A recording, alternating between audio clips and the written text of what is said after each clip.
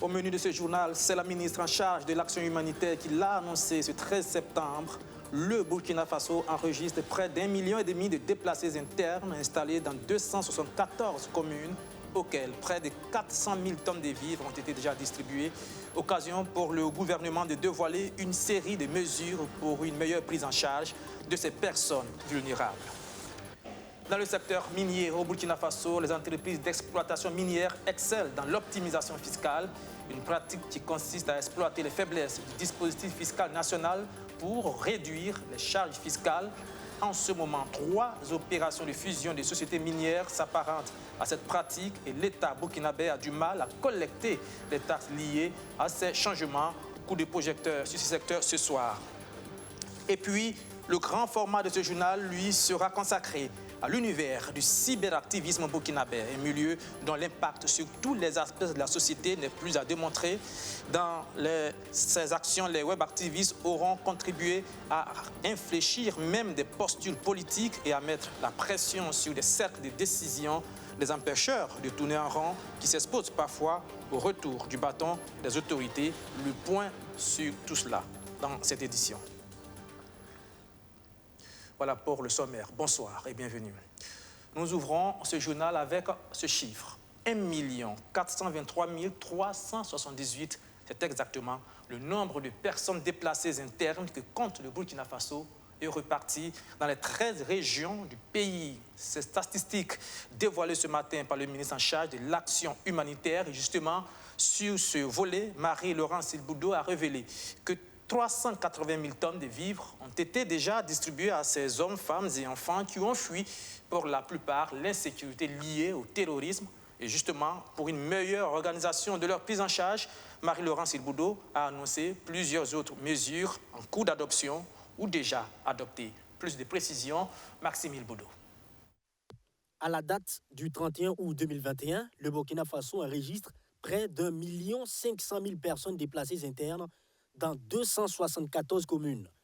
Les chiffres sont en hausse chaque mois selon la ministre en charge de l'action humanitaire d'environ 4%. Cette hausse s'explique par le déplacement des personnes déplacées internes d'une zone à une autre. Il y a donc une difficulté pour suivre leur mouvement, explique Marie-Laurence Il Boudou. Elle veut mieux suivre leur déplacement.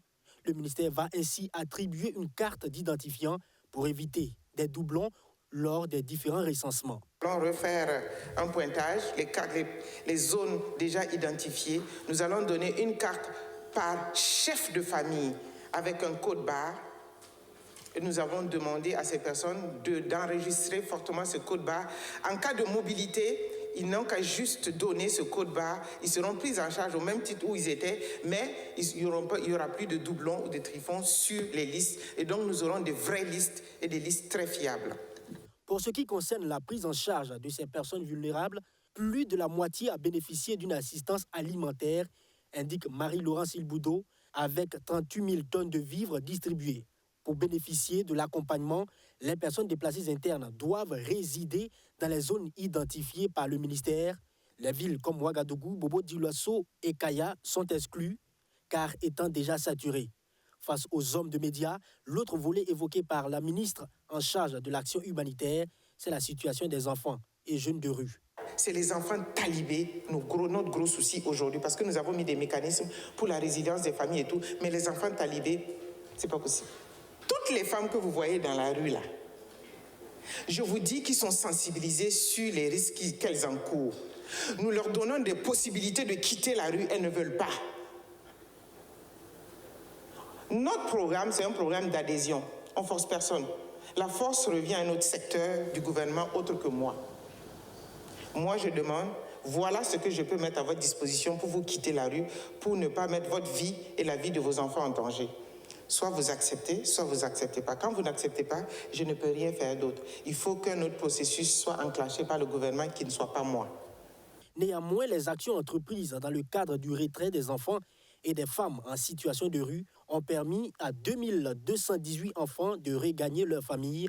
244 femmes précédemment dans les rues ont bénéficié d'une formation, d'un équipement et d'un fonds de roulement dans la mise en œuvre d'activités génératrices de revenus.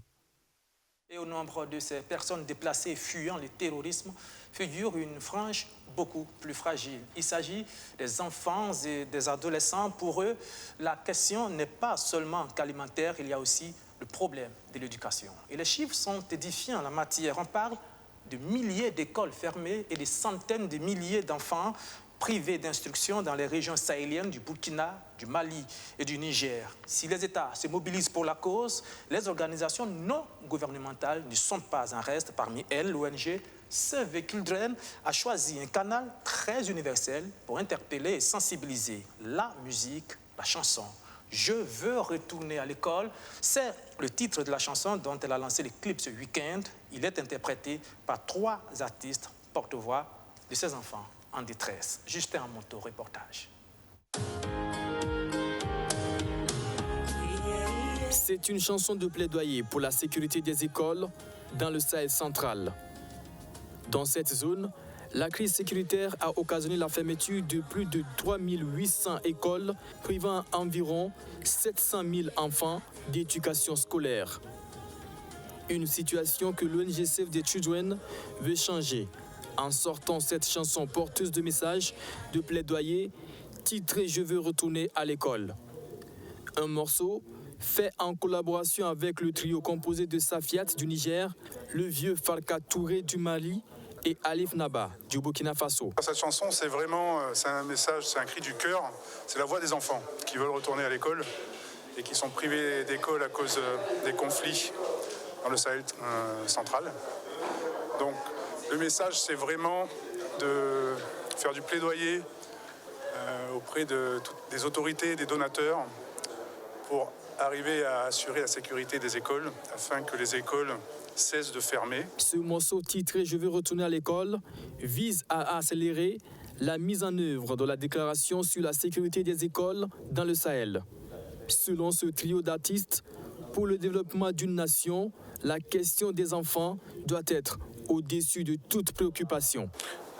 Ce projet est un projet que j'affectionne particulièrement parce que la question des enfants et notamment l'éducation des enfants aujourd'hui, je pense que pour tout artiste, ça doit être prendre aujourd'hui son bâton de pèlerin et sensibiliser là-dessus. Et les artistes avec qui nous avons travaillé, notamment Safiat du Niger et Vieux Farka Touré, sont des artistes qui naturellement sont engagés eux-mêmes déjà dans leur démarche artistique. Donc on a pu créer ces chansons, on a pu trouver les mots, on a pu trouver des mots qui répondent éventuellement aux besoins des enfants. Aujourd'hui, mon message pour les dirigeants, c'est de sécuriser les écoles pour que nous, les enfants, nous puissions retourner à l'école et surtout pour les enfants qui sont dans des zones d'insécurité, leur permettre d'être en sécurité quand ils sont à l'école et ainsi de pouvoir apprendre dans la sérénité. Notons que ce 9 septembre, c'est la journée internationale pour la protection de l'éducation contre les attaques. Et à travers ce morceau, les gouvernements et différents acteurs sont interpellés sur la nécessité de garantir l'éducation pour les enfants dans les zones de conflit.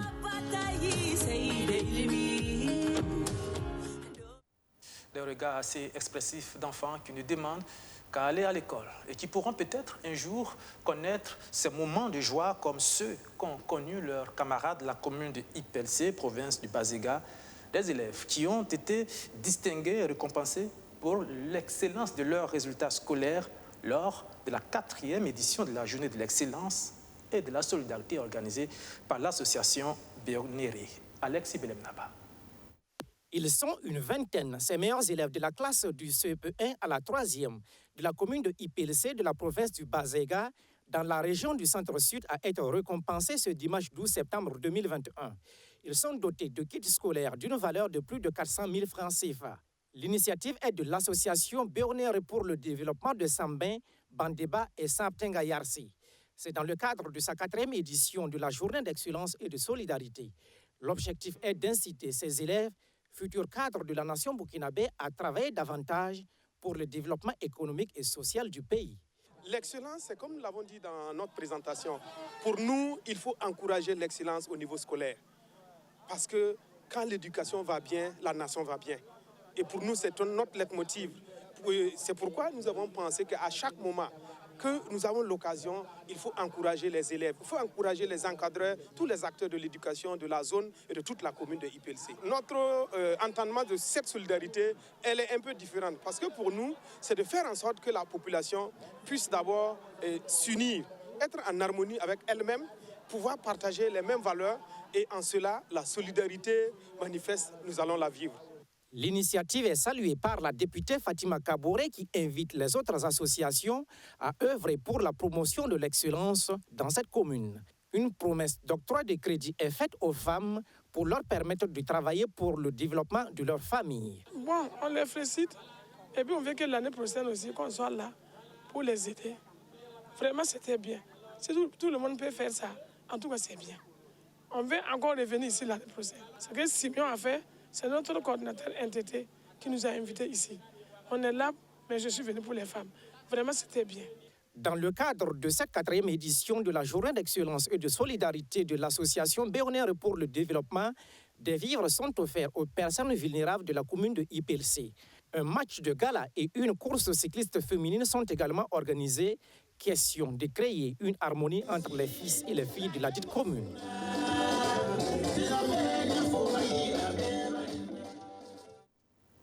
Toujours dans le même registre de l'éducation. Et qui dit meilleurs élèves, excellents résultats, dit aussi très bons enseignants. Ceux qui devront intervenir dans les lycées scientifiques seront sans doute de cette catégorie si on s'en tient au processus de formation qui leur est consacré. Lupa Belgem nous en dit plus. Le 21 septembre prochain, 96 élèves feront leur entrée dans les classes préparatoires des grandes écoles à Ouagadougou et à Bobo-Dioulasso. À leur suite, 60 enseignants seront reçus à l'école normale supérieure de Koudougou pour leur agrégation. Avant ces différentes rentrées, le personnel de la Direction générale du développement des lycées scientifiques, des classes préparatoires et de l'agrégation de l'enseignement secondaire se retire à Zignaré pour mieux accueillir ces nouveaux élèves. Le présent atelier de renforcement des capacités se veut un creuset d'échange dans la mise en œuvre des stratégies pour un encadrement adéquat des élèves de la première promotion des classes préparatoires aux grandes écoles, en abrégé CPG au MENA-PLN, et des élèves agrégés. Il devrait permettre aux participants de s'approprier des éléments nécessaires pour le bon fonctionnement de la nouvelle structure qu'il vous a plu, Monsieur le ministre, de mettre en place, à savoir la Direction générale du développement des lycées scientifiques, des classes préparatoires et de l'agrégation de l'enseignement secondaire en abrégé DGD et les CPA. Si à la faveur de la rentrée prochaine, le ministère de l'Éducation nationale, de l'alphabétisation et de la promotion des langues nationales prévoit l'ouverture effective des lycées scientifiques dans les 13 régions du Burkina, il est à noter que le concours d'entrée aux classes préparatoires a permis de recruter 60 professeurs qui feront leur agrégation en allemand, en anglais, en français, en philosophie, en mathématiques, en sciences physiques, en sciences de la vie et de la terre et en histoire-géographie. Ces agrégés-là sont des enseignants d'élite qui vont intervenir dans les lycées scientifiques, qui vont intervenir dans des centres de préparation à l'agrégation ou dans des centres de préparation aux grandes écoles. Et donc, comme c'est la première fois, donc la philosophie même des cours qui doivent être dispensés pour préparer donc le concours après les 2 ans de formation, la philosophie de l'enseignement qui doit être développée dans les centres de préparation, d'entrée aux grandes écoles, les CPGE, n'est pas la même que celle qui est dispensée dans les universités ou au lycée. Et donc, il était bon que des experts puissent mettre donc, à niveau tout ce que nous avons identifié comme potentiels intervenants dans ces centres-là. La première promotion des lycées scientifiques a fait 100% au bac C à la session 2020 et un seul ajourné à la session 2021. Des résultats qui convainquent le professeur Stanislas Ouaro de la clairvoyance des géniteurs des lycées scientifiques et classes préparatoires, dont le professeur Moussa Ouattara, alors ministre de l'enseignement secondaire, n'ayant pas hésité à faire confiance aux jeunes. Une confiance qui a permis à l'actuel ministre d'être nommé président de l'université Ouaga 2, actuelle université Thomas Sankara. Changement de cap à présent et écoutez bien ces chiffres. Selon Global Digital, en 2020, le Burkina comptait 1,6 million d'utilisateurs de Facebook, 92 000 utilisateurs d'Instagram et plus de 28 000 utilisateurs de Twitter. Nous sommes de plein pied dans l'univers des réseaux sociaux, là où règne un maître incontesté ceux qu'on appelle les cyberactivistes ou encore webactivistes, selon leurs écrits, vidéos, analyses, révélations ou encore informations, ont une relative influence sur la vie politique, sociale ou encore sociétale dans tous les pays du monde. Et bien sûr, le Burkina Faso ne fait pas exception. Ce soir, coup de projecteur sur le 5e pouvoir burkinabé. C'est un document signé Abdou-Aziz Sarré. Sur les réseaux sociaux, ce sont les Django. Il y a quelques années, si vous vouliez attirer l'attention sur un sujet, vous devriez vous adresser à la presse pour diffuser votre message. Mais aujourd'hui, les Burkinabés participent au débat public par l'intermédiaire des plateformes socio-numériques. Des lanceurs d'alerte se font de plus en plus entendre, contraignant par moments les pouvoirs publics à la reddition des comptes et à des réajustements politiques. Une fois en partant à Dédougou, de passage à Koudougou, j'ai vu le goudron qui était en train d'être construit. Et le goudron était tellement restreint que, en tout cas le bitume était tellement restreint que je me suis posé des questions et je me suis dit que c'est sûr que les populations de Koudougou aussi se posent les mêmes questions. Et j'ai fait la photo, j'ai publié sur mon profil Facebook et en m'amusant à dire que c'était un goudron skinny parce que c'était très mince. Et je pense que le lendemain, le ministre a réagi et il disait qu'il a fait arrêter les travaux. L'émergence de l'activisme en ligne est consécutive aux soubresauts sociopolitiques qui ont marqué l'histoire du Burkina Faso au cours de la dernière décennie. On observe dans le pays des liens étroits entre réseaux sociaux et crises sociopolitiques. Les premières initiatives de cet activisme politique remontent à 2011. Profitant de l'ébranlement du régime de l'ex-président Blaise Compaoré suite à une mutinerie civilo-militaire, des jeunes se sont appropriés l'espace public, créant et animant des comptes Facebook et des blogs pour demander le départ du président Compaoré. Il y a la page Compaoré doit partir, il y a la page 27 ans, trop c'est trop. Il y a eu autant de pages comme ça qui ont été créées, mais au sein du Balai Citoyen, nous avons créé des cellules, que ce soit sur Messenger ou que ce soit sur WhatsApp, où nous avons tenté, tant bien que mal, de regrouper les cibales pour mener ce combat-là contre Blaise Compaoré et contre la modification de l'article 37. Facebook a pris le dessus. Des utilisateurs m'ont déçu. S'il est vrai que les réseaux sociaux ne sont pas les seuls artisans des récentes transformations sociopolitiques au Burkina Faso, on ne peut pas non plus nier leur contribution à l'éveil des consciences des Burkinabés et leur influence sur la gouvernance. On se rappelle encore de cette vidéo qui date de 2017, montrant des gendarmes burkinabés raquettant des voyageurs routiers à Seitenga, près de la frontière du Niger. Cette image, qui a suscité une vague d'indignation chez les internautes, a amené l'état-major de la gendarmerie à relever les pendos incriminés de leurs fonctions et à leur infliger des sanctions disciplinaires. En 2018, c'est l'image de la somptueuse villa d'un ancien ministre qui est épinglée sur la toile. Elle aurait coûté un demi-milliard de francs CFA. Les internautes s'étaient alors offusqués qu'un ministre burkinabé puisse s'offrir une telle bâtisse au regard de son salaire mensuel. Cette affaire a entraîné l'ouverture d'une enquête qui a conduit à son incarcération pour délit d'apparence. Effectivement, c'est après la publication des images de sa maison qu'effectivement les réseaux sociaux ont su, et les citoyens pour la plupart ont su effectivement qu'il y avait mal-donne quelque part et qu'il fallait interroger le problème pour en faire un problème qui allait peut-être aboutir à ce que les juridictions compétentes se prononcent. Après, il y a eu toutes les analyses que les médias d'investigation ont fait pour conforter la position qui a été défendue sur les réseaux sociaux. Et c'est tout ça, je pense, qui a mis en branle la justice. Considérés comme le 5e pouvoir, selon le professeur canadien Marc-François Bernier, les web-activistes construisent de plus en plus de nouveaux territoires d'expression, participant à la déstructuration de l'espace public contemporain et à la définition de nouveaux enjeux de gouvernance. Ils tirent leur légitimité de l'opinion publique qu'ils considèrent comme un adjuvant qui refuse de s'afficher et de s'affirmer dans l'espace public par peur de sanctions ou de représailles. Deux fois, les gens m'envoient des photos, des vidéos, en tout cas des cas qu'ils voient. et soit il me tague sur des publications pour que je puisse relayer à mon niveau. Donc, ces personnes, je ne dirais pas que ces personnes ont forcément peur.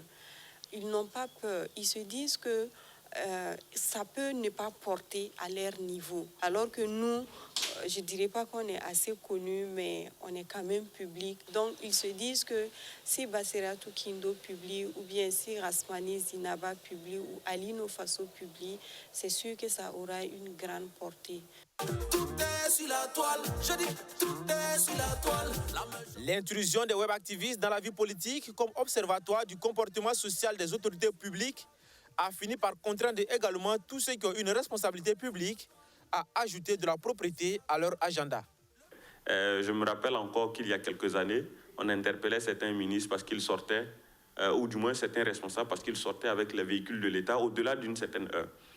Aujourd'hui, de plus en plus, on ne voit plus ces pratiques-là, tout simplement parce que les gens ont peur d'être visés ou d'être surpris à être brocardés sur les réseaux sociaux parce qu'on est sorti avec le véhicule de telle plaque, de tel ministère ou de tel DG pendant qu'on n'avait pas le droit de sortir au-delà d'une certaine heure. En dépit de leur participation au renforcement de la démocratie, les web-activistes ne sont pas toujours vus d'un bon œil. À cause de la récurrence de leurs alertes, ils sont souvent considérés comme des fauteurs de troubles. Certains ont même eu maille à partie avec la justice à plusieurs reprises. Le plus connu d'entre eux est Naïm Touré, un jeune web activiste interpellé plus d'une fois. Je ne pense pas qu'un internaute peut être aussi animé de mauvaise volonté jusqu'à aller à troubler l'ordre public. Je ne pense pas, mais c'est vrai, certains politiques le pensent, certains gouvernants le pensent, qu'ils estiment qu'il y en a qui le font à dessein. Mais la justice est là parce qu'on sait que les réseaux sociaux ne sont pas une zone de non-droit. Le phénomène de l'activisme en ligne au Burkina Faso est sans doute encore marginalisé au regard du très faible nombre d'acteurs qui s'y engagent. Mais ce secteur mérite une attention particulière car il se présente de plus en plus comme un autre contre-pouvoir à côté des médias classiques.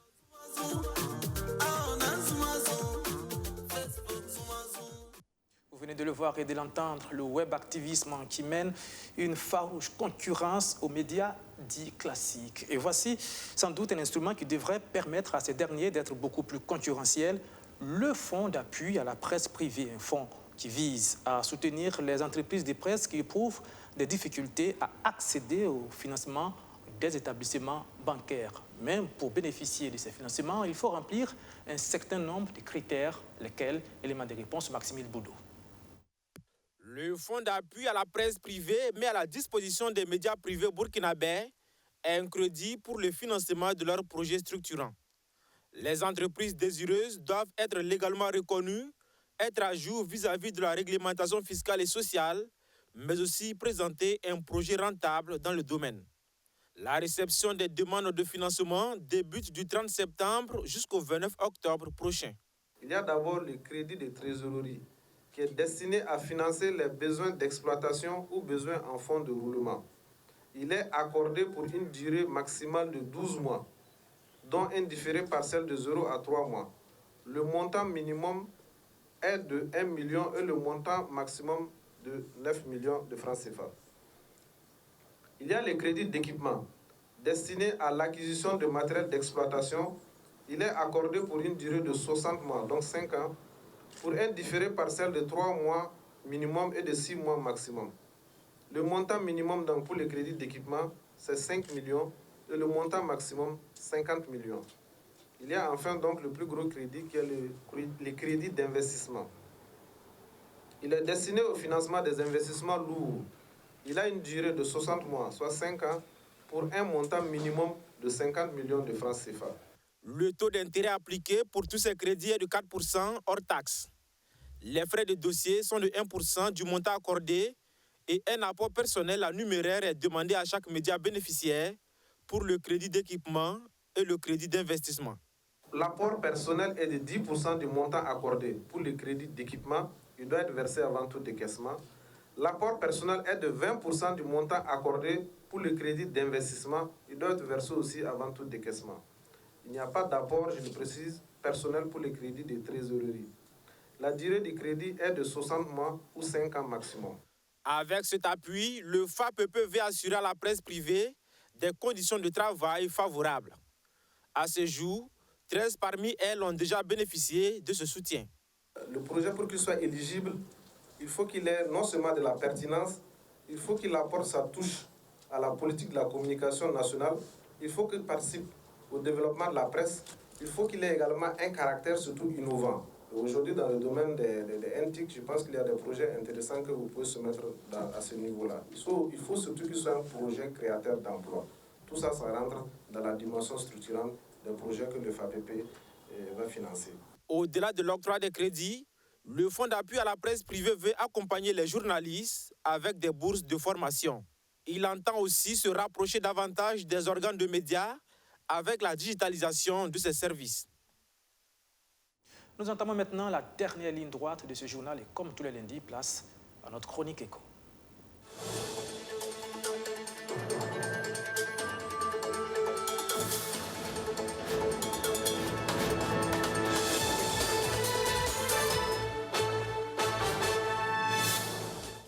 Eh bien, ce soir, nous vous proposons un sujet consacré à l'optimisation fiscale dans le secteur minier burkinabé. La pratique qui consiste à exploiter les faiblesses d'un dispositif fiscal pour éviter de payer certaines taxes, eh bien, bat son plein au sein des entreprises minières opérant au Burkina. La dernière en date concerne 3 opérations de fusion des sociétés minières qui ont échappé aux gendarmes fiscaux burkinabés. Quelles sont les ficelles de ce jeu de cache-cache fiscal? Combien perd l'État burkinabé et pourquoi le pays n'est-il pas en capacité de faire face au phénomène? Élément de réponse, Archimède Boy. L'optimisation fiscale est le sport favori des multinationales en Afrique. Au Burkina Faso, 3 opérations actuellement dans le secteur minier s'apparentent à cette pratique qui consiste à exploiter les faiblesses du dispositif fiscal national pour baisser ou contourner les taux d'imposition des impôts, droits, taxes et redevances fixés par la loi. Les cas illustratifs sont l'entente passée entre Endeavour Mining Corporation et Semafo le 23 mars 2020, celle passée entre Endeavour et Teranga le 16 novembre 2020 et enfin celle entre Fortuna Silver Mine et Rosgold, intervenue le 21 avril 2021. Dans ces opérations, l'État burkinabé s'attendait à recevoir des taxes liées à des cessions ou achats de titres miniers selon l'article 107 de la loi portant code minier de 2015. Mais rien. Il peine même à collecter les plus-values après ces changements intervenus.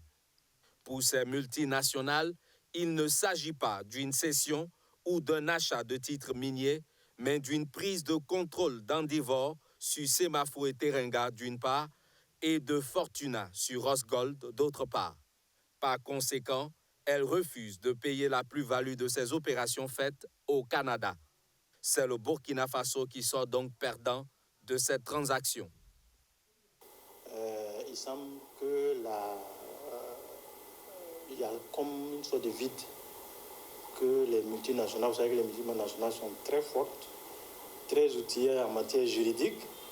Donc, ils arrivent à passer entre les mailles du filet. On ne peut pas incriminer les sociétés minières parce que s'il y a un vide qui leur profite, c'est des hommes d'affaires, c'est des businessmen, ils en profitent. Mais que perd l'État burkinabé dans une telle opération? Impossible de déterminer exactement la valeur réelle de ces 3 opérations. Cette situation met visiblement à nu les insuffisances du dispositif fiscal national. La réglementation n'oblige pas ces sociétés à modifier leur nom commercial au Burkina Faso. Et c'est l'article 169 du Code général des impôts qui occasionne cette limitation. Toutefois, les obligations fiscales restent inchangées. Et c'est à ce niveau que les autorités compétentes sont interpellées. Ce qu'on a constaté dans le secteur minier récemment, c'est que si les deux coordonnent, notamment le ministère des Mines et le ministère des Finances, ils peuvent arriver soit à corriger les failles des textes pour pouvoir optimiser les recettes, soit au moins qu'on ne perde pas de l'argent. C'est-à-dire que ce qui est dû, normalement, on pourrait éventuellement le percevoir. Des actes d'autorité sont attendus dans cette situation en vue de préserver la souveraineté nationale vis-à-vis des multinationales. Et en la matière, l'État dispose de moyens de contrainte dans le code minier.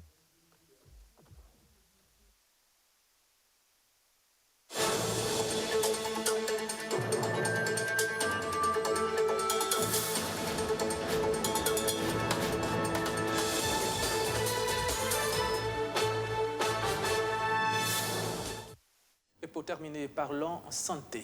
Le service de néphrologie et d'hémodialyse du CHU régional de Waiguya est désormais fonctionnel. Il a reçu des équipements pour la prise en charge des patients atteints d'insuffisance rénale. C'est une dotation qui intervient dans le cadre d'un partenariat public-privé signé entre le ministère de la Santé et le groupe Sibiri Biomédical, une entreprise qui s'engage à assurer la prévention, la maintenance préventive et curative de ce matériel. Archimède Boy. Le CHU régional de Waiguya dispose désormais d'équipements de dialyse pour la prise en charge des patients souffrant de maladies rénales. 14 générateurs d'hémodialyse, des lits, des fauteuils et un système de traitement d'eau double osmose.